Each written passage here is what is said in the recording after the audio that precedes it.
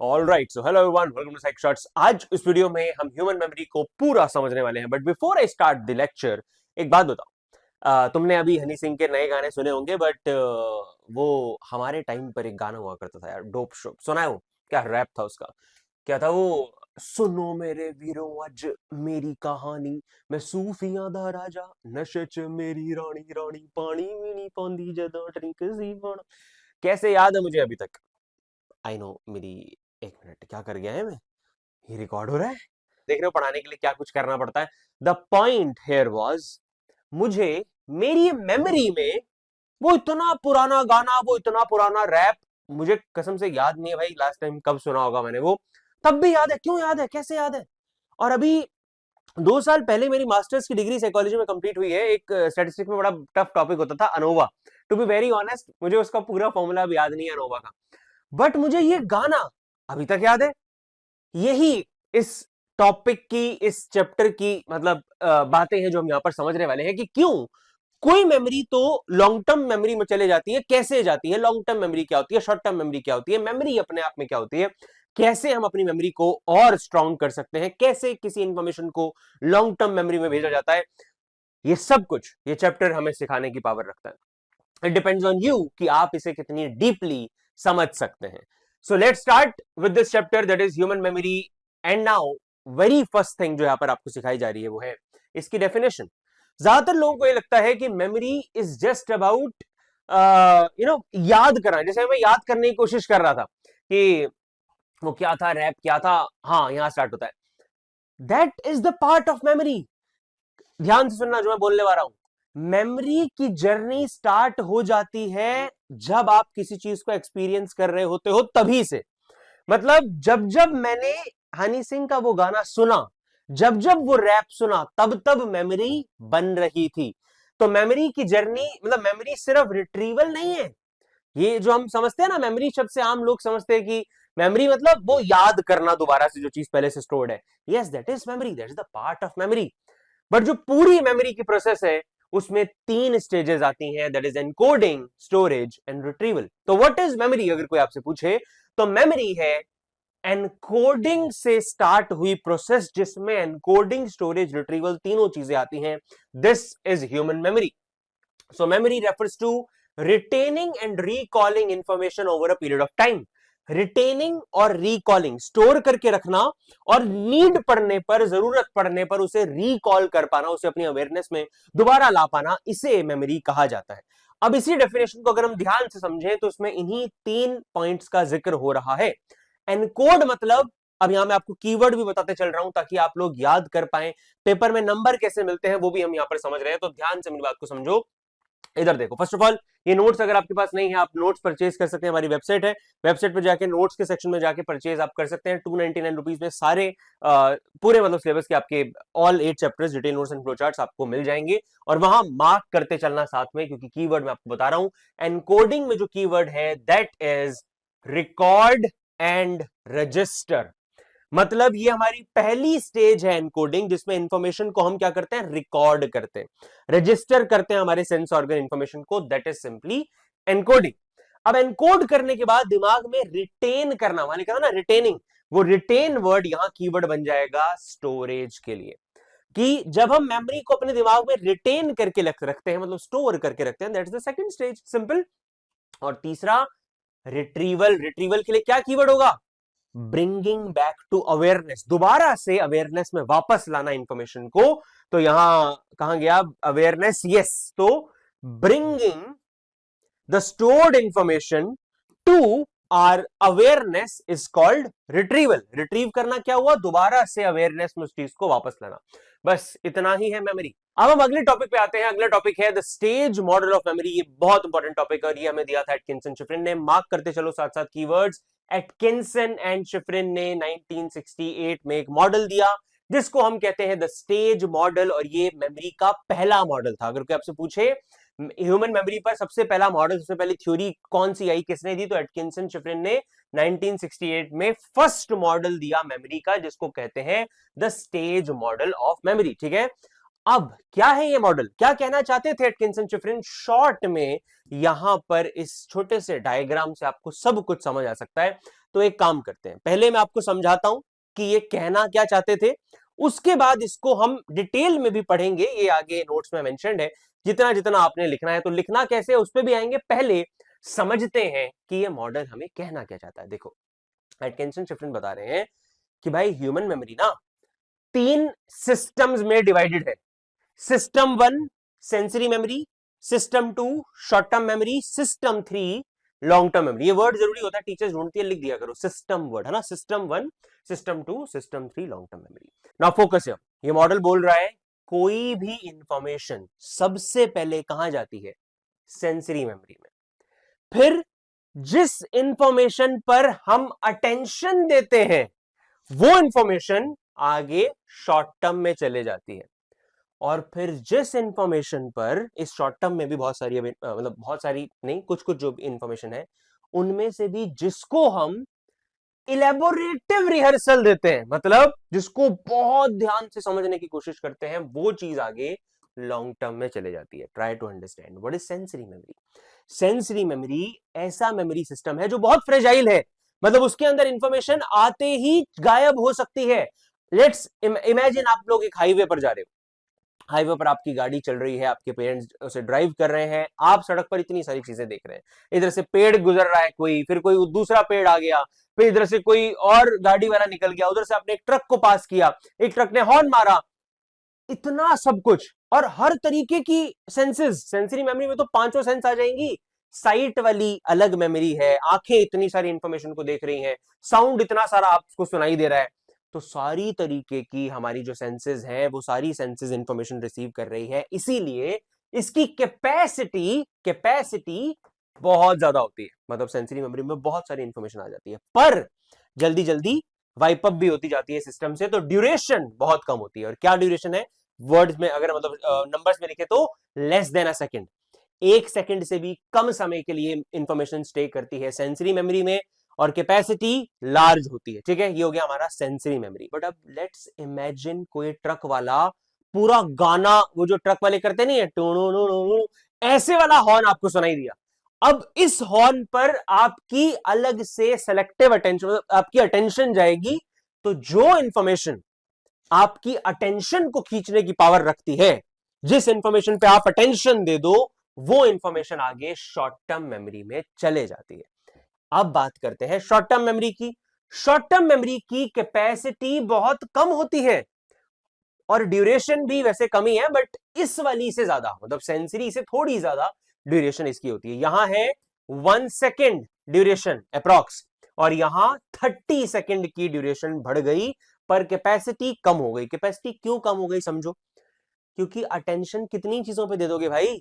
इधर से वो ट्रक का हॉर्न टू उस पर ध्यान गया, उधर मम्मी कुछ बोल रही है लेट से, इधर आपको फोन आ रहा है किसी का, साथ में आप इंस्टाग्राम पे रील भी चला रहे हो, सामने भी देख रहे हो कि अच्छा गाड़ी हमारी कहां चल रही।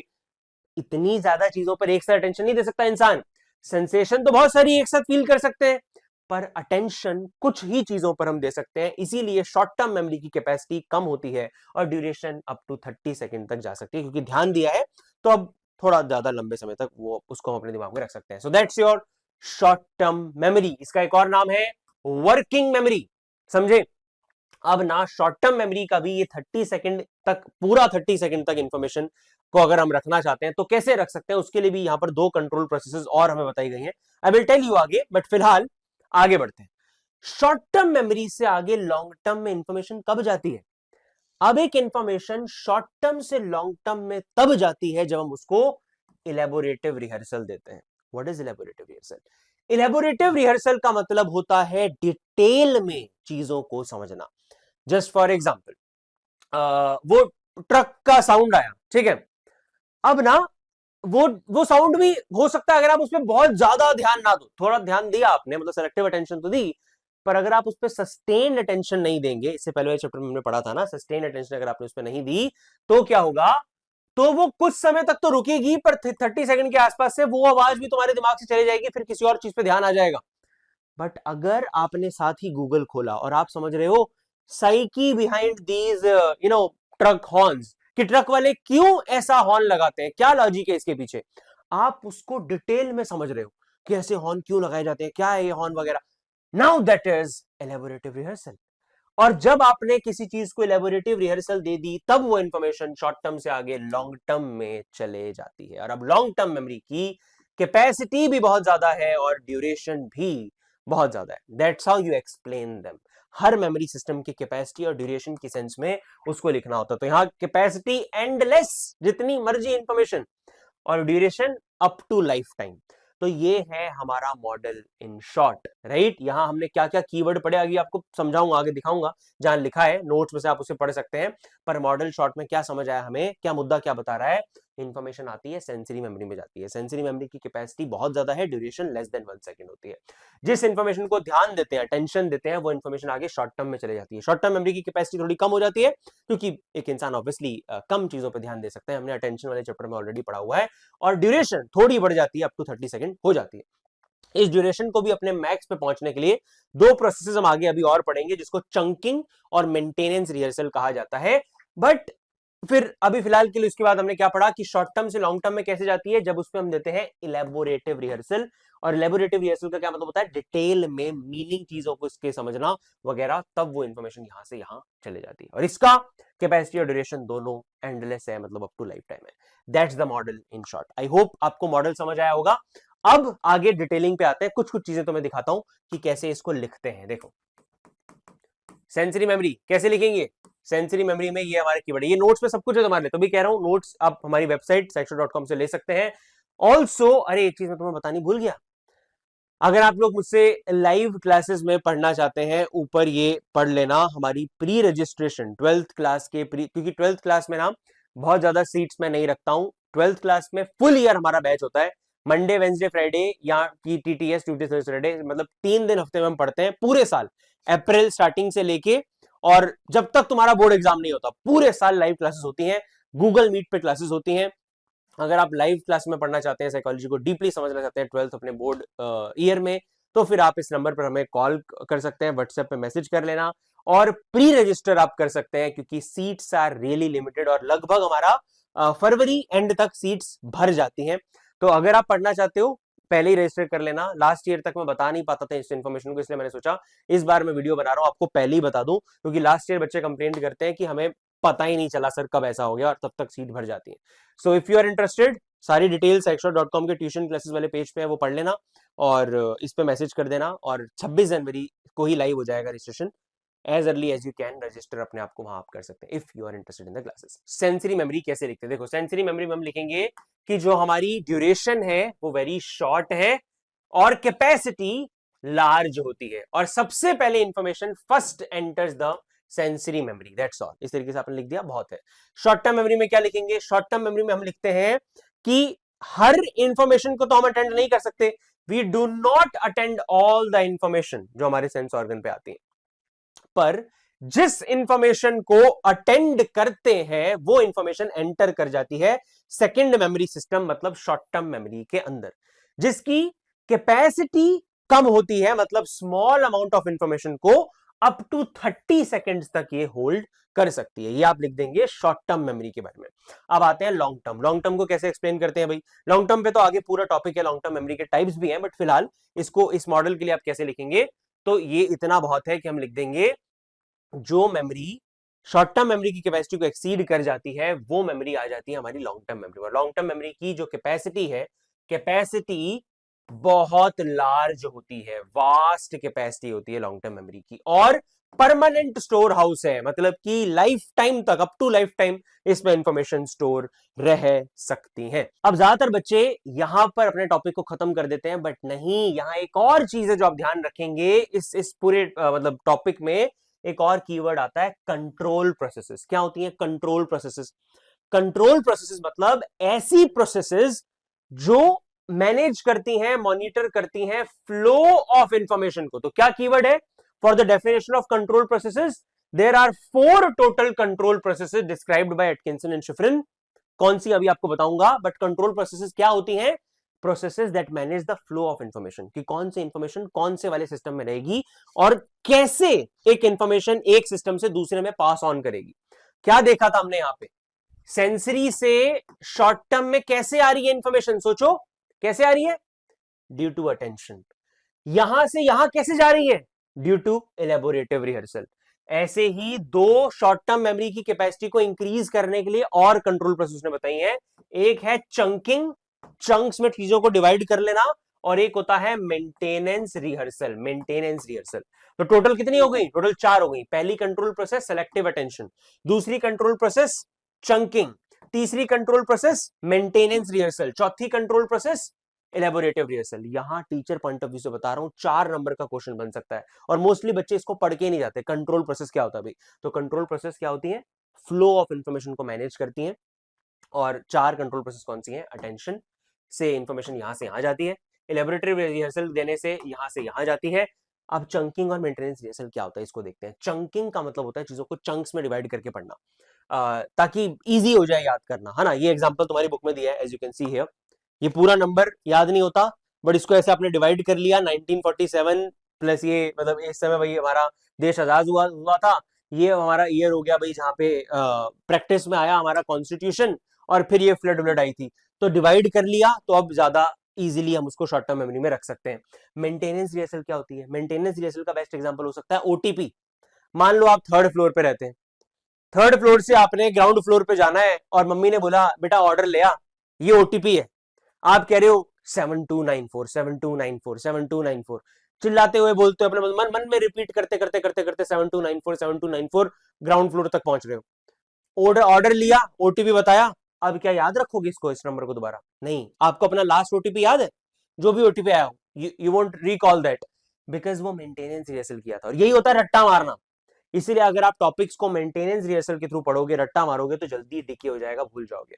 वो सिर्फ short term memory capacity increase कर सकता है, बट चीजों को जब तक आप इलेबोरेटिव रिहर्सल नहीं करोगे, मतलब नहीं समझोगे उसका, तब तक वो लॉन्ग टर्म में नहीं जा पाएगा। तो these are the 4 control processes जो इस चैप्टर में आपको बताई गई हैं।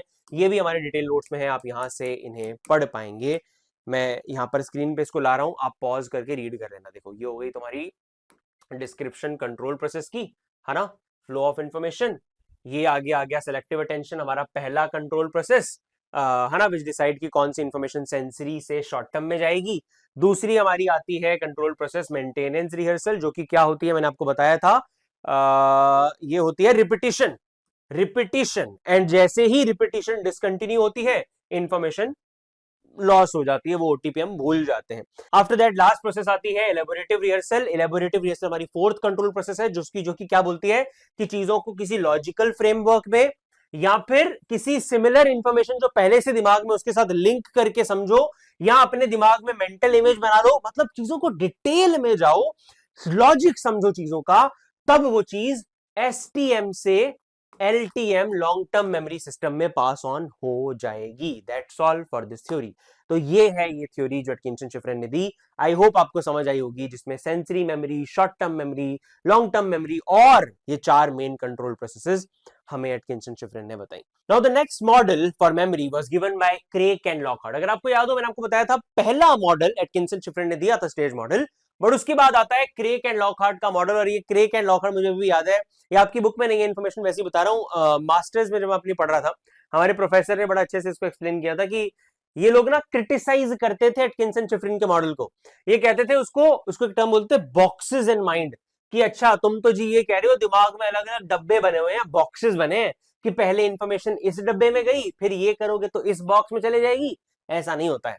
According to Craik and Lockhart, ये कहते हैं कोई इंफॉर्मेशन तुम्हारे दिमाग में कितनी देर तक रहेगी, मेमोरी कितनी देर तक उसको रिटेन करके रख पाएगी, इट डिपेंड्स ऑन यू।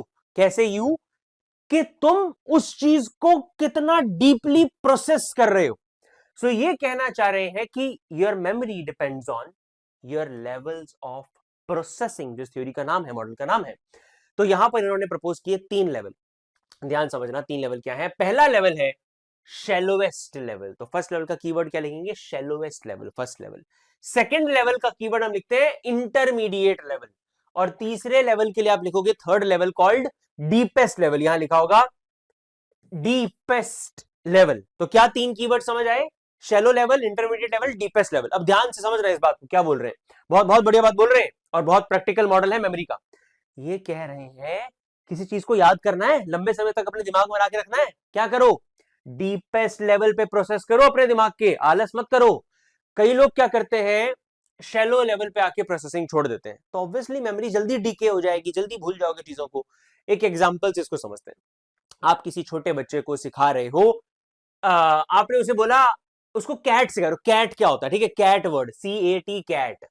तो अगर बच्चा सिर्फ स्ट्रक्चरल फीचर देख रहा है, सिर्फ स्ट्रक्चर पे फोकस कर रहा है, मतलब कि एक कोई ऐसे कर्व सा बना दिया, फिर एक लाइन ऐसे खींची, एक लाइन ऐसे खींची, एक ऐसे, और फिर एक लाइन ऐसे और एक लाइन ऐसे, बस बच्चा इसको देख रहा है, that's called the basic level, the shallowest level. और अगर आप सिर्फ चीजों के स्ट्रक्चर को देखोगे तो बहुत जल्दी उसे भूल ही जाओगे। लेवल 2 भी कुछ खास नहीं है, लेवल 2 बस इतना है कि आपने उसको ये बोलना सिखा दिया, फोनेटिक साउंड, यहां कीवर्ड आता है फोनेटिक साउंड, कि आप चीजों के स्ट्रक्चर को उसके फोनेटिक साउंड के साथ अटैच करने लग जाओ। बस इतना प्रोसेस करो कि आपने बच्चे को पहले ये सिखाया कि ऐसे हाथ पकड़ के लिखना सिखाते हैं ना, सी, ये ए और टी, हम क्यों बोलते हैं साथ साथ CAT, वो होता है इंटरमीडिएट लेवल पे उसके दिमाग प्रोसेस कराना, मतलब कि फोनेटिक साउंड, चीजों के साउंड को अटैच करना, लेटर के साउंड को अटैच करना। क आट मतलब CAT, कैट, ऐसे पढ़ते हैं कैट, ये कर रहे हो तो दैट्स इंटरमीडिएट लेवल। आपने क्या किया, शैलोएस्ट लेवल, मतलब क्या कीवर्ड है, स्ट्रक्चर पे फोकस किया। इंटरमीडिएट में क्या कर रहे हैं, स्ट्रक्चर को साथ में लिंक कर रहे हैं उसके फोनेटिक साउंड के, ये भी अधूरा है।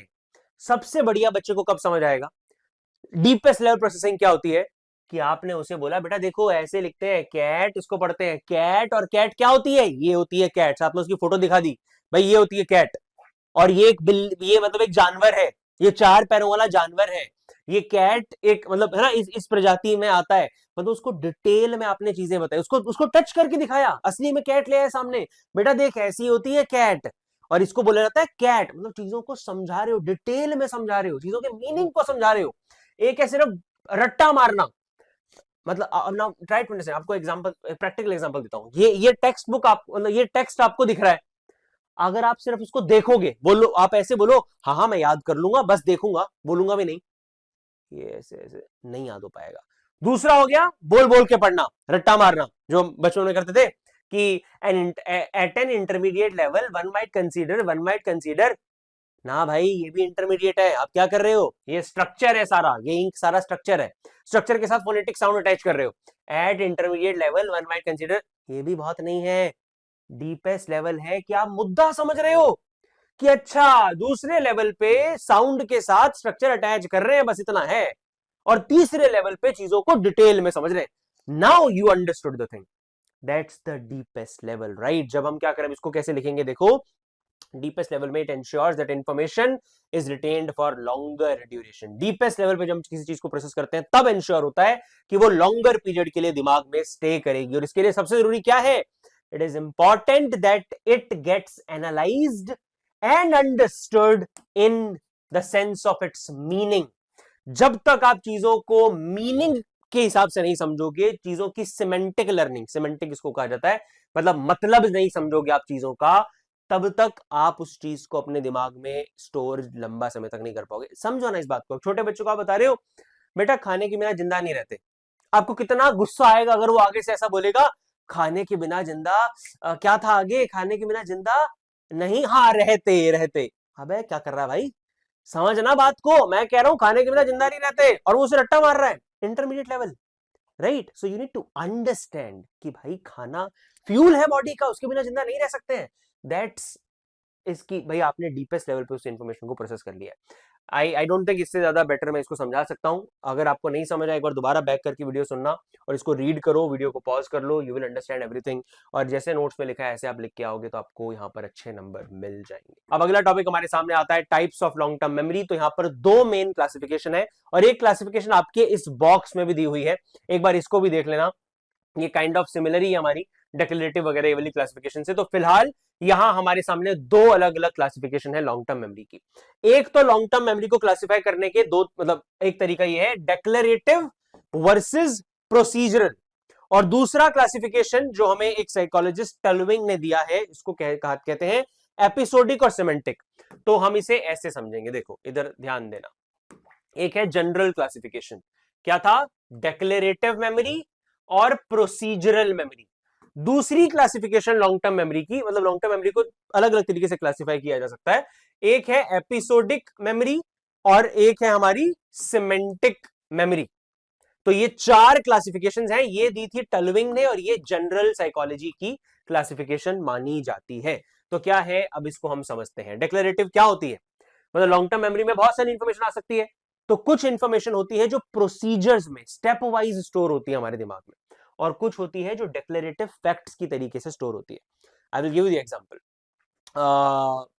इंडिया कब इंडिपेंडेंट हुई थी? 1947, 15th ऑफ अगस्त। ये एक फैक्ट है, स्टेटमेंट ऑफ फैक्ट है।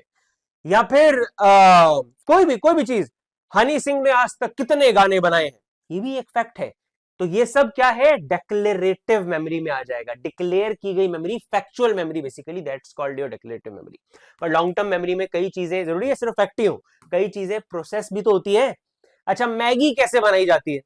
पहले पानी डालेंगे, उसको उबालेंगे, फिर मैगी का पैकेट डालेंगे, ऊपर से मसाला डालेंगे, एक मसाला फालतू डालेंगे एक्स्ट्रा, तड़का लगा देंगे, कुछ भी, वो प्रोसीजर है, स्टेप है। साइकिल कैसे चलाई जाती है? स्टेप है।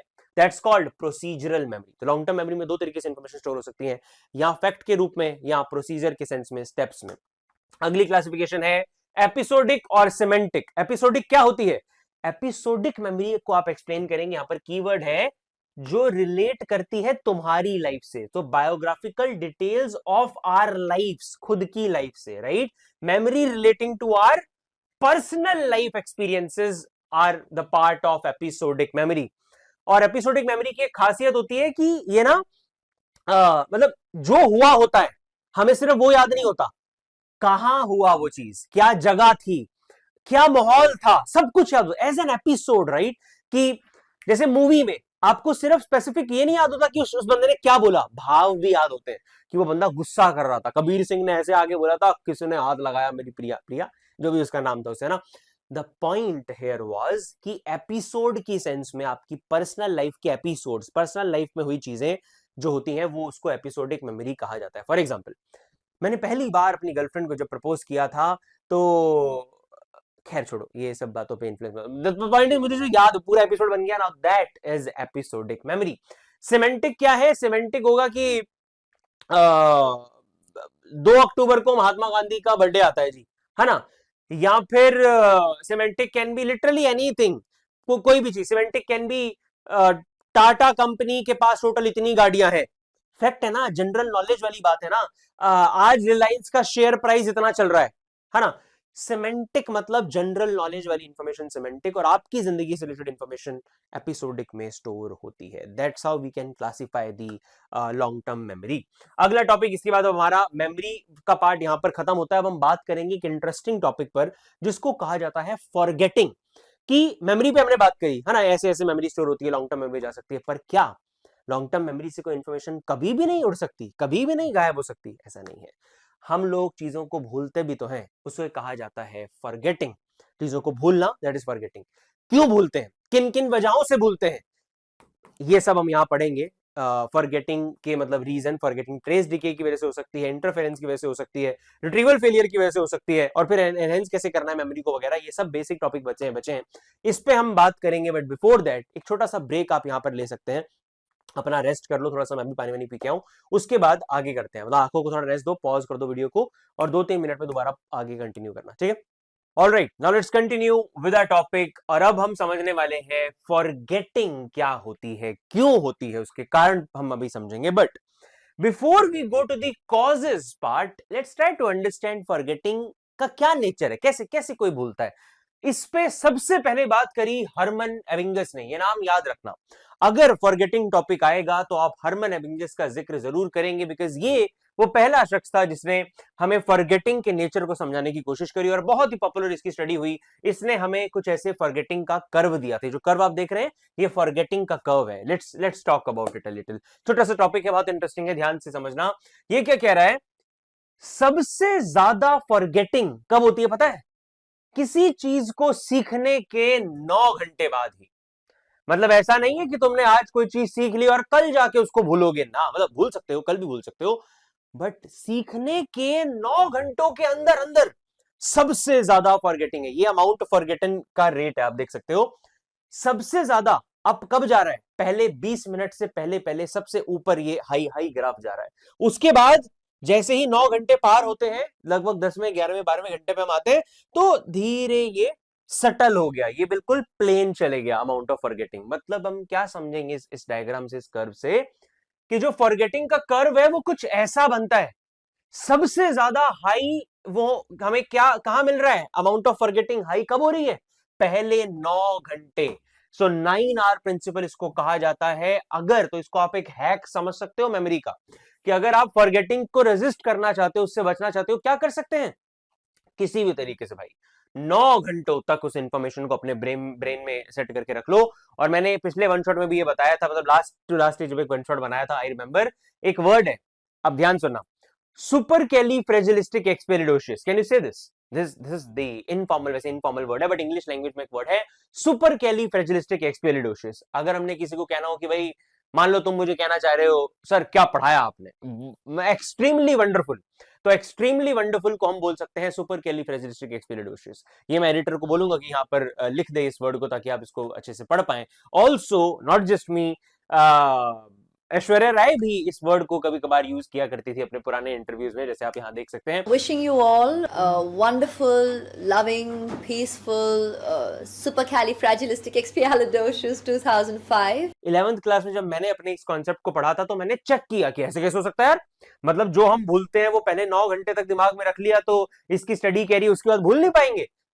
लिटरली तब मैंने इंग्लिश गूगल किया, टफ इंग्लिश का वर्ड मुझे मैं ढूंढूं, और वहां एक तो ये आया supercalifragilisticexpialidocious, एक आया था निमोनो अल्ट्रा माइक्रोस्कोपिक सिलिको वोल्केनोकोनियोसिस। ये दोनों शब्द मुझे आज तक याद है, मुझे खुद खुशी हो रही है, मैं रैंडमली बोला और बोल पा रहा हूं। मतलब मैंने पहले 9 घंटों तक इस शब्द को बार बार प्रैक्टिस करता रहा। मैंने कहा भाई ट्राई करते हैं, 9 घंटे तक समहाउ याद रख लूं, उसके बाद नहीं भूलूंगा, and that was the case. सच में नहीं भूला मैं उस चीज को। आप भी इसको ट्राई कर सकते हैं, this is the biggest memory hack that anyone can ever tell you. और हरमन एबिगेस को इसका क्रेडिट जाता है, ये कहता है 9 घंटे तक चीज को दिमाग में रख लो, उसके बाद फॉरगेटिंग का रेट बहुत कम हो जाता है। शॉर्ट में यहां लिखा है, आप देख सकते हैं, as the figure indicate the rate of forgetting is maximum in the first 9 hours, particularly during the first hour, पहले घंटे में सबसे ज्यादा है। After that the rate slows down and not much is forgotten even after many days। तो 9 घंटे तक चीज को दिमाग में रख लो, उसके बाद भूलने के चांसेस वैसे ही कम हो जाएंगे। खैर अब हम आगे बढ़ते हैं, मेन टॉपिक पे आते हैं। मेन टॉपिक हमारा क्या था, कॉजेज ऑफ फॉरगेटिंग। तो यहां पर हमें 3 मेन कॉजेज बताए जा रहे हैं। बिफोर दीज 3 मेन कॉजेज एक चौथा कॉज और याद कर लो, एक ना, मतलब इसको इंट्रोडक्शन में लिख देना आप, अगर कभी कॉजेज पे क्वेश्चन आए आप लिख सकते हैं कि इनकी वजह से तो हम भूलेंगे ही भूलेंगे, भूलते हैं चीजों को जब आगे पढ़ने वाले हैं, बट बिफोर दैट कभी कभार एनकोडिंग फेलियर हो जाता है।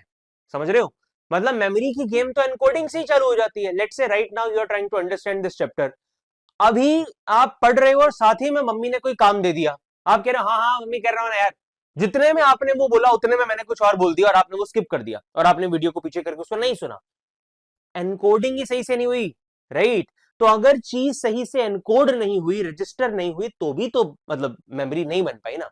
That's also one way to forget anything, कि जब एनकोड ही अच्छे से ना हो पाए। तो इंट्रोडक्शन में इसको आप लिख सकते हैं। आफ्टर दैट मेन हमारा टॉपिक क्या है, कॉजेज में हम 3 मेन कॉजेज की बात करेंगे। सबसे पहले ट्रेस डीके। क्या होता है ट्रेस डीके, बहुत इंटरेस्टिंग है, ध्यान से देखना इसको। देखो आप में से कई लोगों को ये बात पता ही नहीं होगी जो मैं अभी आपको बताने वाला हूं, और तुम शायद यकीन भी ना करो, बट न्यूरोप्लास्टिसिटी का कॉन्सेप्ट गूगल करके एक बार देख लेना। बायोसाइकोलॉजी, हमारी साइकोलॉजी एक फील्ड है बायोसाइकोलॉजी, वो इस टॉपिक को बड़ा बढ़िया तरीके से समझाती है। हमारी बायोसाइकोलॉजी में हमने पढ़ा था, मुझे अभी भी याद है, हमारे ब्रेन में ना लिटरल चेंजेस होते हैं। माइंड वर्ड नहीं यूज कर रहा हूं मैं, ब्रेन बोल रहा हूं। ब्रेन में फिजिकल चेंजेस होते हैं जब जब एक इंसान किसी नए एक्सपीरियंस को एक्सपीरियंस करता है। हमारे ब्रेन में होते हैं न्यूरॉन्स, ब्रेन सेल्स जिनको कहा जाता है। वो न्यूरॉन पाथवे बनता है। फॉर एग्जाम्पल तुमने अपना चैप्टर 1 पढ़ा, चैप्टर 1 का फर्स्ट टॉपिक पढ़ा, व्हाट इज साइकोलॉजी, उसकी डेफिनेशन पढ़ी। ये तुम्हारे ब्रेन ने ना एक पाथवे बना दिया भाई, यहां से यहां तक का एक रास्ता बना दिया कि जब भी ये बंदा दोबारा याद करने की कोशिश करेगा, रिट्रीव करेगा व्हाट इज साइकोलॉजी, मैं ये वाले रास्ते पे चलूंगा और इसको साइकोलॉजी की डेफिनेशन लाके दे दूंगा। अगर मैं फॉर एग्जाम्पल आपसे पूछूं हनी सिंह का कोई भी ब्ला ब्ला ब्ला XYZ गाना, अच्छा हनी सिंह का शाहरुख खान के साथ कौन सा गाना आया था, बताओ कौन सा गाना दिमाग में आ रहा है। ये समय क्या हो रहा है तुम्हारे ब्रेन में पता है, कनेक्शन, यूं यूं यूं तुम्हारा ब्रेन चल रहा है कि अबे कहां गया शाहरुख खान के गाने, शाहरुख खान के गानों में से शाहरुख खान और हनी सिंह वाले गाने, यहां से यहां इंफॉर्मेशन आई, लुंगी डांस, ये ले answer. That's what your brain is trying to do. ये जो सब हो रहा है, ये ब्रेन अपने न्यूरल पाथवे पर अंदर ही अंदर वो ट्रेवल करके तुम्हें इंफॉर्मेशन लाके दे रहा है। So whenever you experience anything new in your life, तुम्हारे ब्रेन में फिजिकल चेंजेस होते हैं क्योंकि नए न्यूरल पाथवे बन रहे होते हैं। Now there is a thing about these pathways. जैसे तुम्हारे फोन में, एंड्रॉइड फोन तुम्हारे पास होगा, सबके पास एक नोटिफिकेशन आती है, अगर हम बहुत समय तक मतलब किसी ऐप को यूज ना करें तो नोटिफिकेशन आती है, भाई ये अनयूज्ड ऐप है, हटा दे क्या। ऐसे ही तुम्हारा ब्रेन भी करता है। हाँ भाई, तुम कभी चले तो हो नहीं इस रास्ते पे, हमने रास्ता बना के रखा हुआ है 1.5-2 महीने पहले का, व्हाट इज साइकोलॉजी की डेफिनेशन, तुमने कभी रिवाइज ही नहीं किया, तुम उस पर चले ही नहीं रास्ते पे, तो ब्रेन क्या करेगा, धीरे धीरे ये ले हटा दिया थोड़ा सा, नहीं नीड होगी इसको, और पाथवे बनाने हैं, थोड़ा और हटा देते हैं, थोड़ा और हटा देते हैं, और एक समय आता है आपका पाथवे ही गायब। अब आप ढूंढ रहे हो पेपर करते वक्त, अबे क्या थी डेफिनेशन, क्या थी यार, psychology is the study of, brain कह रहा भाई गया, तुमने यूज नहीं किया उसको, हम पाथवे क्यों रखें। That's the point. Trace, decay, इन्हीं पाथवेज को ट्रेसेस कहा जा रहा है, और डीके का मतलब चले गए, मतलब डिसयूज थ्योरी, कि आपने यूज नहीं किया, डिसयूज, तो हम उसको हटा देंगे ना, क्यों रखेंगे आपके लिए, आपको नहीं होगी उसकी need. So the trace decay theory is also called disuse theory. It is the earliest theory of forgetting. The assumption here is that memory leads to modification in the central nervous system. मतलब brain में changes होते हैं. That is akin to the physical changes in the brain called memory traces. जैसे मैंने आपको बताया, brain में physical changes होते हैं, memory के traces बन जाते हैं. When these memory, ये आपके लिए जरूरी है यहां से line, when these memory traces are not used for long time, जब लंबे समय तक उसको इस्तेमाल नहीं करते हैं, तो वो सिंपली फेड अवे हो जाते हैं, सिंपली गायब हो जाते हैं। दैट्स योर और आपके लिए अनअवेलेबल हो जाते हैं। That's your forgetting due to trace decay. मतलब इसीलिए कहा जाता है रिवाइज करो, रिवाइज नहीं करोगे तो आप भूल जाओगे, ट्रेस डीके डेफिनेटली हो जाएगा। Okay, now next way to forget is due to your interference. Now what is interference? Interference का मतलब होता है जब दो इंफॉर्मेशन आपस में इंटरफेयर कर जाएं, एक दूसरे में क्लैश कर जाएं। अब ये बहुत इंटरेस्टिंग सा टॉपिक है, यहाँ पर दो टाइप की इंटरफेरेंस आपको बताई जाती है, और इसको याद करने की एक ट्रिक तुम्हें बताऊंगा। एक होता है मतलब two kinds of interference are there, proactive और एक है retroactive interference. Try to understand क्या होता है। प्रोएक्टिव का मतलब है जब नई वाली चीज, नई इंफॉर्मेशन हम याद नहीं कर पा रहे हैं पुरानी की वजह से, राइट। और रेट्रोएक्टिव फॉरगेटिंग का मतलब होता है जब पुरानी वाली भूल जा रहे हैं नई वाली की वजह से। तो इट्स लाइक दिस, ध्यान से समझना इस चीज को। प्रोएक्टिव फॉरगेटिंग मतलब तुमने, लेट्स से मेरे पास आज एक मोबाइल फोन है, मेरा कोई नंबर, ये मेरा नंबर है, ठीक है, ये मेरा व्हाट्सएप नंबर है। मैं एक नया नंबर लेता हूं, मैंने नया नंबर लिया, नया नंबर मुझे याद ही नहीं हो पा रहा यार। मैं जब जब अपना नंबर किसी को देता हूं, कोई मुझसे इंक्वायरी कर रहा है, सर आपसे क्लास लेनी है, मैं कह रहा हूं हाँ मुझे आप ना एक काम करो, इस नंबर पे व्हाट्सएप कर दो, और मैंने अपना ये वाला नंबर बोल दिया कि इस नंबर पर व्हाट्सएप कर दो। मुझे याद है, अबे नहीं यार, नया नंबर लिया मैंने तो नया नंबर याद ही नहीं आ रहा यार पुराने वाले की वजह से। This is proactive. नई इंफॉर्मेशन याद नहीं हो पा रही पुरानी की वजह से, दैट्स प्रोएक्टिव। एक और एग्जांपल देता हूं। तुम अपना चैप्टर 7 थिंकिंग वाला चैप्टर याद करने की कोशिश कर रहे हो, पर वो कंफ्यूज हो रहा है, तुम्हें वो कंफ्यूज हो रहा है चैप्टर 6 से। तुम्हें ये वाला चैप्टर याद है, इसके चक्कर में चैप्टर 7 याद नहीं हो पा रहा। कौन सी वाली फॉरगेटिंग है? प्रोएक्टिव, कि नई इंफॉर्मेशन, न्यू इंफॉर्मेशन याद नहीं कर पा रहे हो पुरानी वाली की वजह से। उल्टा भी होता है कभी कभार, इसको हम रेट्रो बोलते हैं। अब ये वाला, ये हिंट है तुम्हारे लिए, रेट्रो मतलब पुराना, है ना। और टॉपिक पढ़ रहे हैं फॉरगेटिंग, तो पुरानी फॉरगेट हो रही है, किसकी वजह से होगी? नई की वजह से। तो रेट्रोएक्टिव फॉरगेटिंग का मतलब होता है बैकवर्ड मूविंग। तो जब पुरानी वाली रेट्रो चीज, पुरानी चीज भूल जाए नई की वजह से, दैट्स रेट्रो। सो नाउ कुछ समय बाद क्या हुआ, अब तुम्हें चैप्टर 7 याद हो गया, चैप्टर 7 याद हो गया तो चैप्टर 6 भूल गए। ये क्या है? ये हो गई रेट्रोएक्टिव फॉरगेटिंग, कि चैप्टर 7 की वजह से 6 भूल गए, रेट्रोएक्टिव। 6 की वजह से 7 याद नहीं हो पा रहा, दैट्स प्रोएक्टिव। आई होप आपको समझ आ गया होगा, एक बार दोबारा बैक करके सुन लेना, और इस पे कुछ एमसीक्यू वगैरह सॉल्व किया करो, आपको ये टॉपिक अच्छे से दोबारा समझ आ जाएगा। रीड कर लेना, दिस इज वेरी इजी। आगे बढ़ते हैं। Forgetting due to retrieval failure, ये क्या होता है? ये एक और तरीका है जिसकी वजह से कई बार इंसान चीजें भूल जाते हैं। Now this is very very important, see, और ये ना समझने में कई बार बच्चों को दिक्कत होती है, तो ध्यान से सुनना इस चीज को। रिट्रीवल फेलियर मतलब मेमोरी तो है, मेमोरी बन गई, स्टोर भी हो गई, ट्रेसेस भी हैं, पर कभी कभार इट्स जस्ट कि माइंड वो लिंक नहीं कर पाता। अभी मैंने आपको क्या बोला, मेमोरी में ट्रेसेस बनते हैं, रास्ते बनते हैं। अब जब रास्ते बनते हैं ना, तो वो रास्ते एक दूसरे से कनेक्ट भी तो होने चाहिए। हम कह रहे हैं भाई ये रास्ता है यहाँ पे, है ना, पर तुमने इसे कनेक्ट ही नहीं किया, दूसरे वाले मेमोरी ट्रेस से कनेक्ट ही नहीं किया, तो तुम अपने ब्रेन में यहां से ट्रेवल करके यहां तक पहुंच जाओगे, पर यहां भी तो जाना जरूरी है, कनेक्ट तो होना जरूरी है। सो इस कनेक्शन को कहा जाता है हिंट्स, हिंट्स या क्यूज, CUES क्यूज। तो हमें अपने आप को इनफ रिट्रीवल क्यूज देने चाहिए।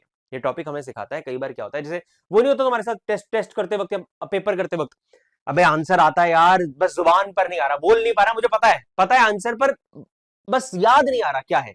दैट्स रिट्रीवल फेलियर, कि रिट्रीव नहीं कर पा रहे इंफॉर्मेशन को, दोबारा अवेयरनेस में नहीं ला पा रहे, और वो होता है जब हम अपने आप को इनफ रिट्रीवल क्यूज नहीं देते हैं। जब क्यूज एब्सेंट होते हैं तब रिट्रीवल फेलियर होने के चांसेस आ जाते हैं। Now try to understand cues को कैसे समझेंगे। हालांकि इतना लिख दोगे तो मैं नंबर मिल जाएंगे, फिर भी क्यूज हम ऐसे समझ सकते हैं। जैसे मान लो तुमने ये लिस्ट ऑफ वर्ड्स याद करनी है, देखो इधर देखो, समझो, hut, wasp, cottage, gold, bronze, ant. यहां तुम अपने आप को कुछ क्यूज दे सकते हो अगर तुमने दिमाग लगाया हो। हट और कॉटेज एक कैटेगरी है, वास्प, आंट एक कैटेगरी है, ब्रॉन्ज, गोल्ड एक कैटेगरी है। तो हम इन 6 शब्दों को 3 अलग अलग कैटेगरीज में डिवाइड कर सकते हैं, यस और no. Types of metal, bronze, gold, insects, wasp, ant, place of living, hut और कॉटेज। ऐसे अगर हम हिंट देके याद करेंगे चीजें तो जल्दी हम उसको दोबारा रिट्रीव कर पाएंगे। मैंने याद करना है तो मैं हिंट याद करूंगा अपना, अरे वो रहने वाली जगहें थी यार, हाँ, हाउस और मतलब घर और कॉटेज, वो कीड़े मकोड़े, वो क्या, वास्प और आंट। तो that's the hint that we should give to ourself. तो इसलिए जब भी आप कोई टॉपिक पढ़ो तो अपने आप को इनफ हिंट दिया करो। कैसे याद करूंगा मैं इसको, जब पेपर होगा तो क्या कोई एक वर्ड मेरे दिमाग में होना चाहिए, right. So give yourself enough retrieval cues, ताकि रिट्रीवल में इशू ना आए, क्योंकि इस वजह से भी कई बार लोग फॉरगेटिंग को एक्सपीरियंस करते हैं due to retrieval failure. And the main here is absence और इनएक्यूरेट रिट्रीवल क्यूज, इस वजह से हम ये एक्सपीरियंस करते हैं। Now the last topic is enhancing memory. तो मेमोरी को एनहेंस करने की जो स्ट्रेटजीज होती हैं, strategies for improving memory, is called, उसे कहा जाता है निमोनिक्स। निमोनिक्स को ऐसे हम बोलते हैं, एम वहां पर साइलेंट होता है। तो निमोनिक्स क्या होते हैं, strategies to improve your memory. There are 2 strategies that uses images, मतलब आप अपने मन में कोई मेंटल इमेज बना के अपनी मेमोरी को इंप्रूव कर सकते हो, और दूसरा है ऑर्गेनाइजेशन। मतलब 2 तरीके हैं, राइट। किसी अपनी मेमोरी को हम कैसे इंप्रूव कर सकते हैं, 2 तरीके हैं। एक इंफॉर्मेशन को अच्छे तरीके से ऑर्गेनाइज करके, और दूसरा कोई ना कोई मेंटल इमेज के साथ उसको रिलेट करके। तो 2 तरीके हैं ऑर्गेनाइजेशन वाले जो हम पढ़ेंगे, और 2 तरीके हैं यूजिंग इमेजेस वाले। तो निमोनिक 2 टाइप में क्लासिफाइड है, यूजिंग इमेजेस वाले निमोनिक्स और ऑर्गेनाइजेशन वाले निमोनिक। पहले इमेजेस पे बात करते हैं। Now the first method here is the keyword method. Keyword method क्या होता है कि जो शब्द आपने, ये ना ज्यादातर हम तब यूज करते हैं कीवर्ड मेथड को जब हमने कोई फॉरेन लैंग्वेज, कोई नई लैंग्वेज सीखनी हो। सो जस्ट इमेजिन, मैंने एक नया शब्द सीखना है, पास्तो, पास्तो या पास्तो, ऐसे कुछ स्पेनिश में घास को कहा जाता है, घास, ग्रास। तो पास्तो का मतलब होता है भाई ग्रास, है ना। मैंने ये याद करना है, पास्तो मतलब ग्रास, ये चीज मैंने याद करनी है। इसको याद करने के लिए कीवर्ड क्या बना सकते हैं, पास्तो से रिलेटेड कीवर्ड क्या आ रहा है दिमाग में, पास्ता। तो मैं इमेजिन कर लूंगा, अब क्योंकि इमेज बनानी है कोई, तो मैं इमेजिन कर लूंगा घास में से पास्ता उग रहा है, तो घास में से पास्ता उग रहा है। ये इमेज जब भी मेरे दिमाग में आएगी मुझे आ जाएगा पास्ता, घास मतलब पास्तो, ग्रास, दैट्स ऑल। ये एक एग्जांपल है, आप और कोई भी, मतलब ये क्योंकि प्योरली सब्जेक्टिव है, जो आपको समझ आया आप वैसा लिख सकते हैं, इमेजिन मतलब कर सकते हैं। प्योर सब्जेक्टिव थिंग, हर कोई इंसान अलग अलग कीवर्ड अपने बना सकता है। अब इसे लिखेंगे कैसे, देखो यहां लिखा है, suppose you want to learn the words from any foreign language. जैसे हम सीखना चाहते थे, पास्तो सीखना चाहते थे, तो यहां अजम्पशन ये है कि हमें इंग्लिश कम से कम आती है ना। तो उस फॉरेन लैंग्वेज, मतलब पास्तो से मिलता जुलता सिमिलर वर्ड हमारी लैंग्वेज में क्या है, हम उसको आइडेंटिफाई करते हैं। सो हम कोई इंग्लिश वर्ड जो सिमिलर हो उस शब्द से, उस फॉरेन लैंग्वेज के वर्ड से, उसको आइडेंटिफाई करते हैं, ढूंढते हैं। हमने ढूंढ लिया, पास्तो से मिलता जुलता क्या वर्ड है भाई, पास्ता। अब ये जो इंग्लिश का वर्ड है, जो सिमिलर वर्ड था, वो हमारे लिए फंक्शन करता है एज अ कीवर्ड। तो उस कीवर्ड को हम दिमाग में रखते हैं पास्ता। पास्ता कुछ मुझे याद है, घास से निकल रहा pasta, that's how I will remember. पास्तो मतलब ग्रास होता है। That's all for the keyword method. आगे बढ़ते हैं। What is the method of loci? Loci method बहुत फेमस हुआ था जब ये हमें बताया गया। तो मेथड ऑफ लोकाई ये होता है, आपने लेट्स से कोई लिस्ट ऑफ वर्ड याद करने हैं, तो उनको अपने दिमाग में लोकेशन बना के सेव करो, मतलब किसी फिजिकल प्लेस के साथ अटैच कर दो। जस्ट फॉर एग्जांपल, मुझे याद करना है लायन, कैट, डॉग, डोंकी वगैरह अलग अलग, तो मैं अपने घर में इनको इमेजिन कर सकता हूं कि लायन ये मेरे बेडरूम में बैठा है और डोंकी उधर हमारे ड्राइंग रूम में है, उसके अलावा कैट जो है वो मेरे स्टूडियो रूम में घूम रही है। I can just imagine the list of the words, I will place them in my mind, I will imagine कि वो अलग अलग लोकेशंस में है।